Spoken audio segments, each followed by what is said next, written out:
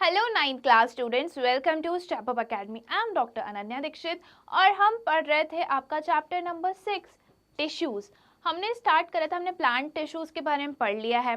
अब हम पढ़ेंगे किसके बारे में, एनिमल टिश्यूज के बारे में। हमने वो टॉपिक भी स्टार्ट कर चुका है, बट इस पर्टिकुलर वीडियो में हम पढ़ेंगे कनेक्टिव टिश्यूज। ओके, हमने देखा था कि एनिमल टिश्यूज में कौन कौन से टिश्यूज होते हैं, epithelial, connective, muscular and nervous tissue, है ना। और हमने एपिथेलियल टिश्यूज के बारे में पढ़ लिया था। एपिथेलियल कितने टाइप के होते हैं वो हम देख चुके हैं, है ना। अब हम पढ़ेंगे कनेक्टिव टिश्यूज।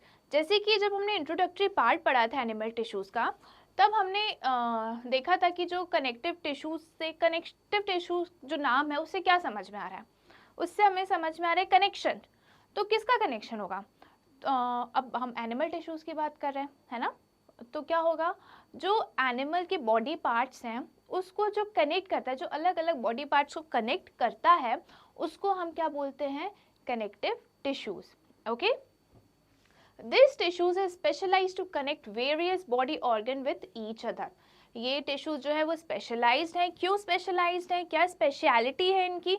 इनकी ये स्पेशलिटी है कि अलग अलग बॉडी ऑर्गन्स को कनेक्ट करते हैं। Okay, the cells of connective tissues are loosely packed, living and embedded in an intercellular matrix. Okay, जो cells हैं connective tissue के वो कैसे हैं, loosely packed है। इनमें cells के बीच में ना intercellular spaces present है ना। cells के बीच में क्या intercellular spaces present है, loosely packed है, living है और embedded है। कहाँ पर प्रेजेंट है ये सेल्स? ये सेल्स प्रेजेंट है इंटरसेलुलर मैट्रिक्स में। अब ये जो मैट्रिक्स होता है ये फ्लूइड हो सकता है, जेली लाइक हो सकता है, ओके, डेंस हो सकता है। तो ये बात करी हमने कनेक्टिव टिश्यू की। अगर हम देखें तो कनेक्टिव टिश्यू कौन कौन से होते हैं वो हमने देख चुका था। ब्लड होते हैं, blood, bone, ligaments, tendons, cartilage, ये सब क्या होते हैं, कनेक्टिव टिश्यू होते हैं।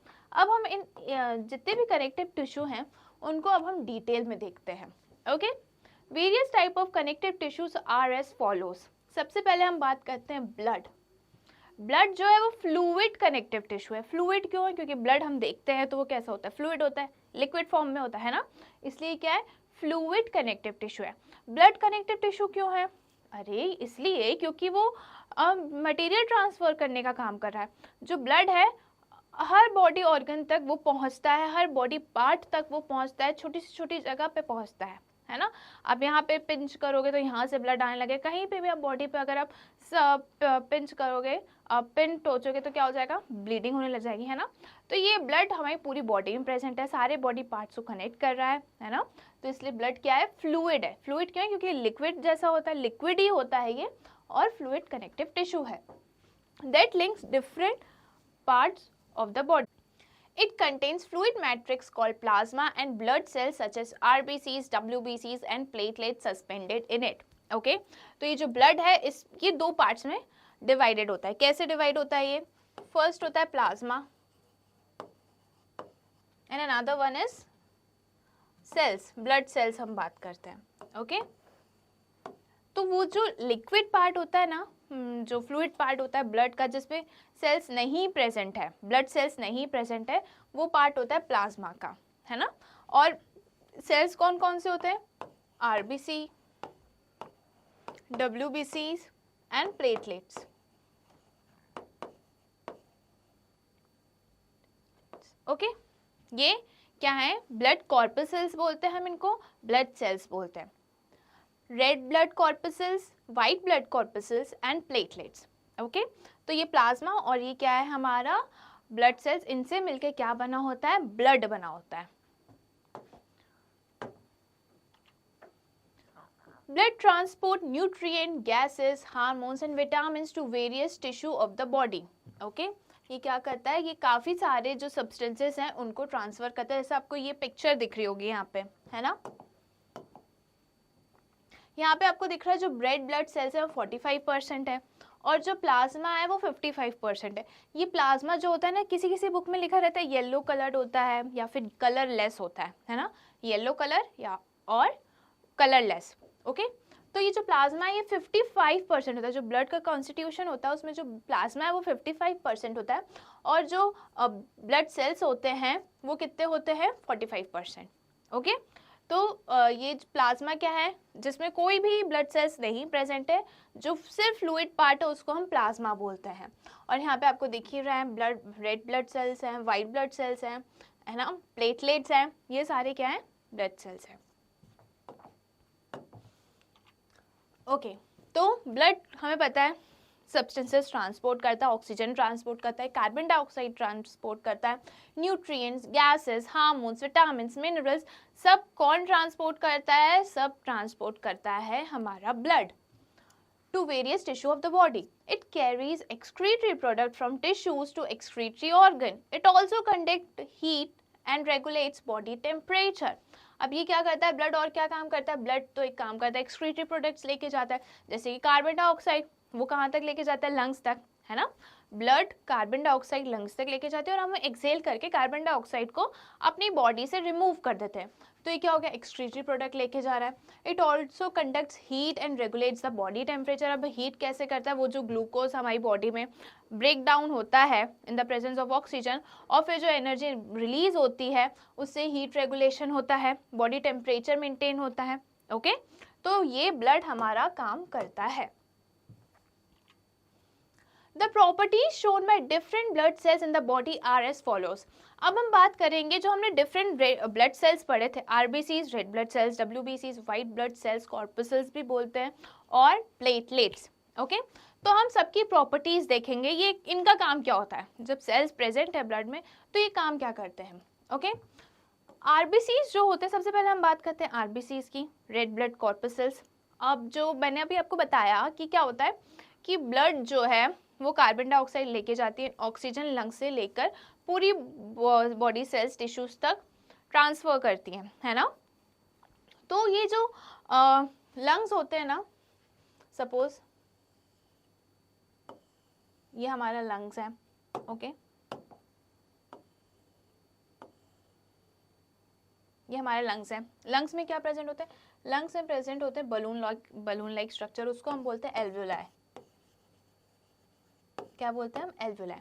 तो ये जो गैस का ट्रांसपोर्ट होता है ना, ट्रांसफर होता है ना, वो कहाँ होता है, यही एल्वियोलाई में होता है। किधर होता है, एल्वियोलाई में होता है। जो ब्लड है वो क्या करती है, कार्बन डाइऑक्साइड एल्वियोलाई में पहुंच जाता है, और ऑक्सीजन जो है वो किस में आ जाता है, ब्लड में आ जाता है।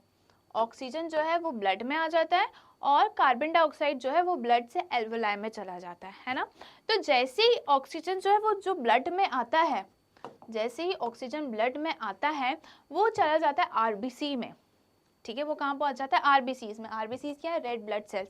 रेड ब्लड सेल्स क्यों उनको हम आरबीसीज बोलते हैं, क्योंकि आरबीसी में प्रेजेंट होता है हमारा हीमोग्लोबिन। क्या प्रेजेंट होता है, हीमोग्लोबिन, है ना। तो ये जो ऑक्सीजन ब्लड में आया वो कहाँ जाता है, आरबीसीज में। आरबीसीज में भी ये बाइंड करता है किससे, हीमोग्लोबिन से, और हीमोग्लोबिन से जब ये बाइंड कर लेता है तो वो ही बाउंडेड फॉर्म में ये पूरी सेल्स तक, पूरी टिश्यूज तक पहुंचता है। ओके, ऐसे ऑक्सीजन का हमारी बॉडी में ट्रांसफर होता है।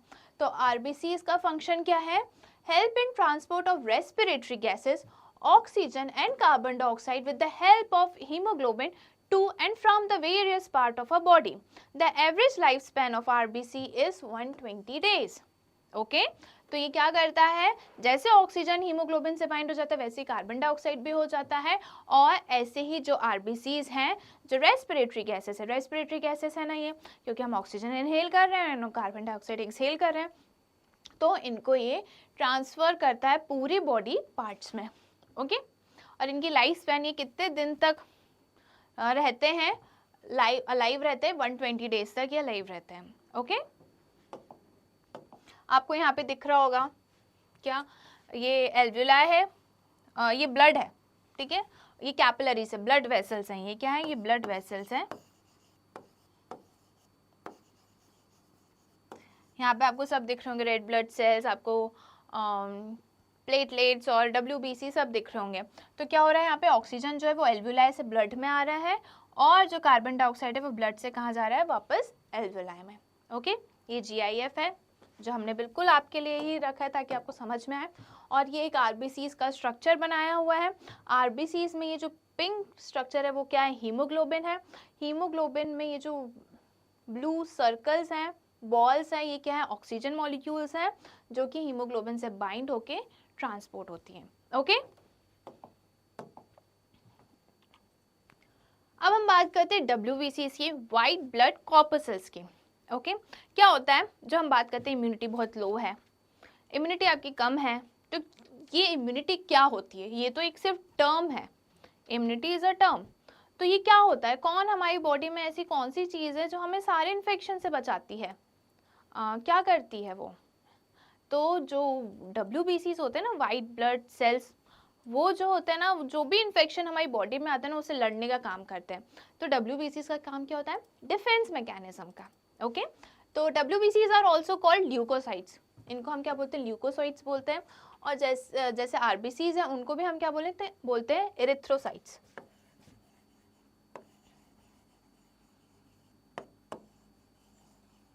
RBCs को हम बोलते हैं एरिथ्रोसाइट्स और WBCs को हम बोलते हैं ल्यूकोसाइट्स, प्लेटलेट्स को हम बोलते हैं थ्रोम्बोसाइट्स। ओके, तो WBCs are also called leucocytes, fight with disease by producing antibodies. अभी क्या करती हैं कि एंटीबॉडीज बनाती हैं, जैसे कि क्या होता है, आप वैक्सीन क्यों लगवाते हो, वैक्सीन लगवाने का हमारा मोटिव क्या होता है, वैक्सीन हम इसलिए लगवाते हैं कि हाँ वो एक प्रिवेंशन रहता है कि बाद में वो डिसीज हमको हार्म ना करे, है ना। तो क्या होता है वैक्सीन लगाने से ये होता है कि वो इनएक्टिव फॉर्म में या लो पावर में क्या होता है, जो वायरस और बैक्टीरिया है वो हम अपनी बॉडी में इंट्रोड्यूस करवाते हैं, ताकि उसके अगेंस्ट हमारी बॉडी एंटीबॉडीज बना ले, है ना। ताकि जब कभी वो इन्फेक्शन आए तो एंटीबॉडीज को याद रहेगा कि अरे ये तो आया था इन्फेक्शन, तो अब हमारे पास एंटीबॉडीज बनी हुई है, तो वो फाइट कर लेती हैं उस डिसीजेस से, है ना। जैसे कि आप बोलते हो, आपने सुना होगा कि चिकन पॉक्स एक बार हो जाता है तो वो वापस नहीं होता, है ना। क्यों नहीं होता, क्योंकि हमारी बॉडी जो है ना, वो क्या करती है, उनके अगेंस्ट एंटीबॉडीज बना लेती है और वो याद रखती हैं, वो क्या करती है, याद रखती हैं, है ना। तो एंटीबॉडीज प्रिपेयर रहती है, जैसे ही दूसरी बार चिकन पॉक्स का जो वायरस है वो अटैक करता है तो हमारी बॉडीज तुरंत वो एंटीबॉडीज बनाने लगती है, रिलीज करने लगती हैं और फाइट करती है। तो ये जो एंटीबॉडीज है वो कौन बनाता है, वो बनाते हैं WBCs। कौन बनाते हैं, वो WBCs। अब आप बोलोगे मैम ये जो कोरोना वायरस है इनकी भी तो हमने लगवाई है, तो इनकी भी तो एंटीबॉडीज बनी होगी। हाँ हमने लगवाई है और इनकी भी एंटीबॉडीज बनी हुई है, बट क्या होता है, ये जो वायरसेस होते हैं ना, और जैसे हम अगर बात करें कोरोना वायरस की, तो ये अपना जल्दी अपना स्ट्रक्चर चेंज कर रहे हैं, ठीक है। जो इनकी जीन है वो ये चेंज करते जा रहे हैं, तो ये एक नया ऑर्गेनिज्म बन जाते हैं, एक नया वायरस फॉर्म हो जाता है, उसी वायरस का एक नया पर्टिकुलर बन जाता है ना। तो इसलिए जो हमारी बॉडी है उसको याद नहीं रख पाती, जो एंटीबॉडीज है वो तो पुराने स्ट्रेन की है, अब जो नया स्ट्रेन आया वो दूसरे पहले स्ट्रेन से अलग है, क्योंकि ये म्यूटेशन करता है, ये डिवाइड होता है ना, अपना पूरा स्ट्रक्चर ही चेंज कर लेता है, इसलिए हमारी बॉडी याद नहीं रख पाती है। तो ये जो WBCs हैं, ये जो हमारी एंटीबॉडीज बनती है ना, उसमें हेल्प करता है, ये डिफेंस मैकेनिज्म में हेल्प करता है, और कोई भी इन्फेक्शन आए उससे लड़ने में काम करता है। जो इम्यूनिटी होती है वो WBC से ही होती है। ओके, जैसे कि आपको यहाँ पे दिख रहे होंगे, ये हमारा WBC एकदम क्या बोलते हैं इसको, ग्लव्स पहन के खड़े हैं और बैक्टीरिया को ढिशुम ढिशुम मार रहे हैं, जो आप लाइफ बॉय का भी ऐड देखते होंगे। ओके, ये बात होगी हमारी WBCs की। अब हम बात करते हैं प्लेटलेट्स की। प्लेटलेट्स को हम बोलते हैं थ्रोम्बोसाइट्स।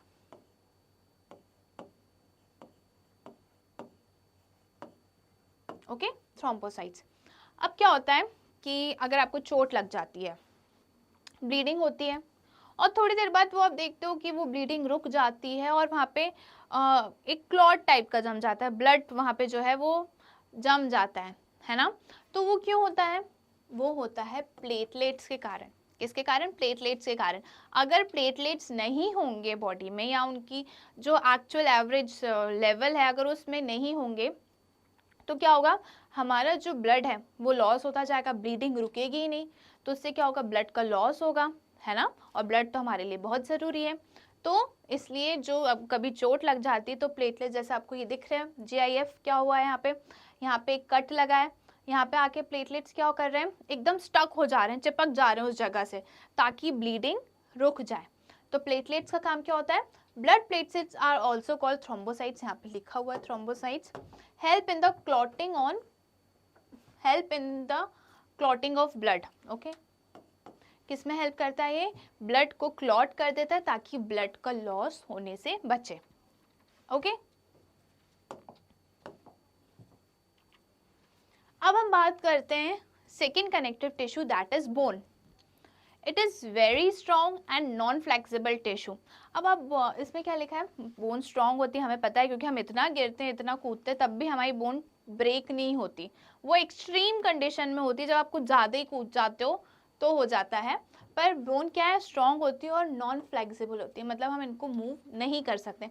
तो आप बोलोगे मैम हम तो ऐसे हाथ चला सकते हैं, नहीं, तो वो बोन्स नहीं चलाते हैं। ये पूरी एक बोन है, ये बोन नहीं मूव कर रही, जॉइंट्स मूव करते हैं। क्या मूव करते हैं? जॉइंट्स। कभी भी बोन मूव नहीं करती, जो हमारे जॉइंट्स होते हैं वो मूव करते हैं। हमारा यहाँ पे एक जॉइंट है, तो हम यहाँ से अपना एल्बो जॉइंट जो है, इधर से हम अपना हैंड मूव कर सकते हैं। बट क्या हम बीच से हैंड मूव कर सकते हैं? नहीं, क्योंकि यहाँ पे कोई जॉइंट प्रेजेंट ही नहीं है। इसलिए जो बोन होती है वो नॉन फ्लेक्सिबल टिश्यू है। It is porous, highly vascular, mineralised, hard and rigid. ठीक है, पोरस मतलब इसमें छोटे छोटे क्या होते हैं? होल्स प्रेजेंट होते हैं। हाईली वस्कुलर होते हैं, इनमें ब्लड सप्लाई ज़्यादा होती है। मिनरल्स प्रेजेंट होते हैं, हार्ड होते हैं एंड रिजिड होते हैं। ओके, टफ होते हैं। Its matrix is made up of proteins and is rich in salts of calcium and phosphorus. अब ये जो बोन्स होती हैं वो किससे बनी होती हैं? ये बनी होती है कैल्शियम और फॉस्फोरस से। Okay, it forms the framework that supports the body. It also anchors the muscle and supports the main organs. अब ये क्या करती हैं? ये एक बॉडी का फ्रेमवर्क बनाती हैं, है ना, मसल्स को एंकर करती हैं और ऑर्गन्स को ये सपोर्ट करती हैं। ठीक है, क्या करती हैं? ये ऑर्गन्स को सपोर्ट करती हैं, मसल्स को गाइड करती हैं और एक फ्रेमवर्क बनाती हैं।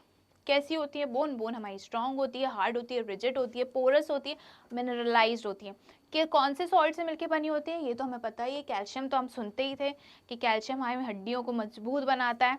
अब कैल्शियम के साथ आपको याद रखना है कि फॉस्फोरस भी हमारी हड्डियों को स्ट्रॉन्ग बनाता है। ठीक है, is rich in salts of calcium and phosphorus, it forms the framework that supports the body. Okay, ये हमने बात कर ली कनेक्टिव टिश्यू। सेकेंड कौन सा था? बोन।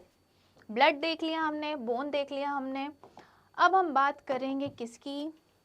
लिगामेंट्स की। ठीक है, अब जैसे मैंने अभी आपको बात बताई कि जॉइंट होता है जहाँ से मूवमेंट होता है, तो यहाँ की बोन और यहाँ की बोन दोनों जॉइंट है। तो ये बोन और बोन को जो जॉइंट करता है ना, जो आपस में जोड़ता है, उसको हम बोलते हैं लिगामेंट्स। ओके, जब एक बोन दूसरी बोन से जब जुड़ती है, जैसे कि हमारे जॉइंट्स पे, तो वो कौन जोड़ता है? लिगामेंट्स। अगर आपको किसी चीज़ को स्टक करना हो तो आप फेविकॉल लगाते हो, है ना, तो वैसे क्या है, जब हमारे बोन्स को जोड़ना होता है तो क्या काम करता है? Ligaments. These connect one bone to other bone. A ligament is very elastic and has considerable strength. Okay? एक बात बताइए कि जो लिगामेंट्स है वो इलास्टिक होती है, उसमें इलास्टिसिटीज प्रेजेंट होती है। अब इलास्टिक क्या होती है? हम वो रबर बैंड को खींचते हैं, है ना, तो आप अपने हाथ को किसी भी डायरेक्शन में मूव कर लो। फ्लेक्शन जो भी है, फ्लेक्शन तो बड़ा टर्म हो जाएगा, आप अंदर कर लो, बाहर कर लो, ऊपर कर लो, नीचे कर लो, आप जिस भी डायरेक्शन में मूव करना चाहते हो आप कर सकते हो, है ना। क्यों? Because of ligaments. लिगामेंट्स कैसी होती है? इलास्टिक होती है, उनमें इलास्टिसिटी ज़्यादा होती है ना, एंड हैज़ कंसिडरेबल स्ट्रेंथ, और इनमें स्ट्रेंथ भी अच्छी खासी होती है, क्योंकि अगर आप ज़्यादा स्ट्रेच करोगे तो ऐसा नहीं होगा कि आपकी जॉइंट्स है जो अलग हो जाएंगे, है ना, ऐसा नहीं होगा। एक आपको पेन होने लगेगा और बहुत ही वो एक्सट्रीम कंडीशन में जो आपके जॉइंट्स डिसलोकेट हो जाते हैं वो तब होता है जब ज़्यादा चोट वोट लग जाए। ओके, तो इलास्टिक होता है, स्ट्रेंथ होता है। It contains very little matrix. इनमें जो मैट्रिक्स है वो कैसा है? जो फ्लूइड जेली लाइक स्ट्रक्चर है वो कम होता है। Ligaments strengthen joints and permits normal movement. Their overstretching leads to sprain. Okay? अब ये क्या करता है? जॉइंट को स्ट्रेंथ देता है ताकि वो अच्छे से मूव कर सके, ईजिली मूवमेंट कर सके, कोई दिक्कत ना हो। और अगर इनमें चोट लगती है लिगामेंट्स में तो क्या होता है? स्प्रेन। आपके घर पे बोलते हो अरे उसके पैर में मोच आ गई। मोच आना क्या होता है? मोच आना इज स्प्रेन। ओके, क्योंकि कभी कभी जब हमारे लिगामेंट्स होते हैं वो रप्चर हो जाते हैं या उनमें काफ़ी ज़्यादा ओवर स्ट्रेच हो जाते हैं। इलास्टिक है, अगर आप रबर को खींचोगे तो एक टाइम के बाद तो वो क्या होगा, ज़्यादा थोड़ा स्ट्रेच करोगे तो वो वापस अपनी नॉर्मल पोजीशन में आ जाएगी, है ना। बट अगर उसको एक्सट्रीम में स्ट्रेच करोगे तो क्या होगा, वो उसकी इलास्टिसिटी क्या होगी, थोड़ी लूज हो जाएगी, है ना। तो वैसे ही लिगामेंट्स है, अगर आप उसको ओवर स्ट्रेच करोगे तो क्या होगा, मोच आ जाएगी, स्प्रेन आ जाएगा, है ना। एंकल स्प्रेन बोलते हो, जब एंकल ट्विस्ट हो जाता है आपका, जब एंकल ट्विस्ट हो जाता है, एंकल मुड़ जाता है, तो क्या हो जाता है, स्प्रेन आ जाता है। क्यों? क्योंकि लिगामेंट्स जो है वो ओवर स्ट्रेच हो जाती है, ज़्यादा ही स्ट्रेच हो जाती है, उनको अपने नॉर्मल पोजीशन में आने में टाइम लगता है। ओके, ये बात हुई लिगामेंट्स की। अब हम बात करते हैं किसकी, टेंडन्स की। हमने देखा कि बोन्स में मसल्स होती हैं, है ना, ये हमारी बोन है, इसके ऊपर क्या है, मसल्स हैं। ओके, तो ये बोन को मसल से अटैच करने का काम कौन करता है, टेंडन्स। ओके, जब बोन्स को मसल्स को बोन से अटैच करने का, उनको एम्बेड करने का काम कौन करता है, tendons. These are strong and inelastic structure which join skeletal muscle to bones. Okay, skeletal muscles को ये bone से जोड़ने का काम करती है। These are composed of white fibrous tissue with limited flexibility but greater strength. Okay, tendons क्या होते हैं, टेंडेंस स्ट्रॉन्ग होते हैं। लिगामेंट जैसे इलास्टिक होते थे वैसे टेंडेंस इन इलास्टिक होते हैं, ठीक है, इनमें इलास्टिसिटी प्रेजेंट नहीं होती है, बस ये स्केलेटल मसल्स को बोन से अटैच करते हैं, ये फाइब्रस टिश्यू के बने होते हैं और इनमें फ्लेक्सिबिलिटी भी कम होती है। ओके, बट इनमें स्ट्रेंथ बहुत ज़्यादा होती है, बहुत ज़्यादा ये स्ट्रॉन्ग होते हैं। जैसे कि आपको ये टेंडेंस दिख रहे होंगे यहाँ पे, ये टेंडेंस क्या है, इन्होंने मसल को बोन से क्या करा है, अटैच करा है ना। ये क्या हो गया आपके टेंडेंस। जो मसल और बोन को अटैच करे दैट इज टेंडन, और जो बोन को और बोन को अटैच करे दैट इज लिगामेंट्स। ओके, दोनों में डिफरेंस क्या होते हैं, लिगामेंट्स जो है वो बोन से बोन को अटैच कर रहे हैं, तो हमें तो जॉइंट्स को मूव करना है, इसलिए वो क्या होते हैं, इलास्टिक होते हैं, है ना, ताकि फ्लेक्सिबल होते हैं, ताकि मूवमेंट अच्छे से हो जाए। वहीं टेंडेंस जो है वो मसल्स को अटैच करते हैं बोन से, इनको ये इनइलास्टिक होते हैं और ये नॉन फ्लेक्सिबल, मतलब इनमें जो फ्लेक्सिबिलिटी वो कम होती है, नॉन नहीं बोल सकते हम, कम फ्लेक्सिबिलिटी होती है। Okay, cartilage. अभी कार्टिलेज क्या होता है, जब दो जॉइंट्स होती है उनके बीच में कार्टिलेज प्रेजेंट होता है ना। कार्टिलेज क्या करता है, प्रोटेक्ट करता है बोन को, जॉइंट्स को। ओके, और ये क्या शॉक एब्जॉर्बर का काम करता है, फ्रिक्शन होने से रोकता है, ठीक है।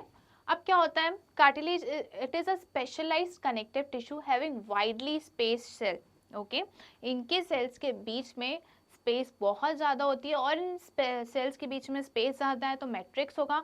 कौन सा मैट्रिक्स होता है, chondrin matrix. Okay, it has a solid matrix called chondrin. Solid matrix होता है, फ्लूइड नहीं होता है, ना जेली लाइक होता है, कैसा होता है, सॉलिड मैट्रिक्स होता है, और उसको हम क्या बोलते हैं, कॉन्ड्रिन। कॉन्ड्रिन जो है मैट्रिक्स है, किससे बना होता है, ये प्रोटीन और कार्बोहाइड्रेट से मिलके बना हुआ है, ठीक है। कॉन्ड्रिन किससे मिलके बना है, प्रोटीन एंड कार्बोहाइड्रेट्स।